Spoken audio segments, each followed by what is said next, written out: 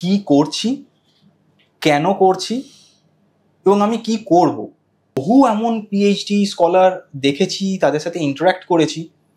তাদের যখন আমি জিজ্ঞেস করেছি যে তোমাকে যে প্রজেক্টটা দেওয়া হয়েছে, তুমি যে কাজটা করছো সেটা কেন করছো, ফার্স্ট যে অ্যান্সারটা আমি পাই সেটা হচ্ছে যে আমার গাইড এটা করতে বলেছে তাই করা হচ্ছে। কিন্তু আলটিমেট যে ব্যাপারটা সেটা হচ্ছে ডিগ্রিটা তার।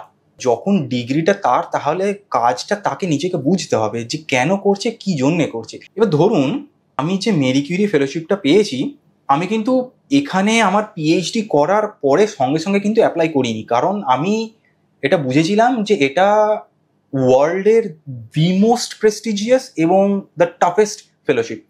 এইটা লোকে যদি পেতে হয় তাহলে তার মধ্যে অনেক কোয়ালিটি থাকতে হবে, ডেভেলপ করতে হবে, যেটা আমার এখনো পর্যন্ত আমি তৈরি করে উঠতে পারিনি। সেলফ ইভ্যালুয়েশন, সেলফ অ্যাসেসমেন্ট, এটা কিন্তু খুব ক্রিটিক্যাল প্রত্যেকটা স্কলারের জন্য।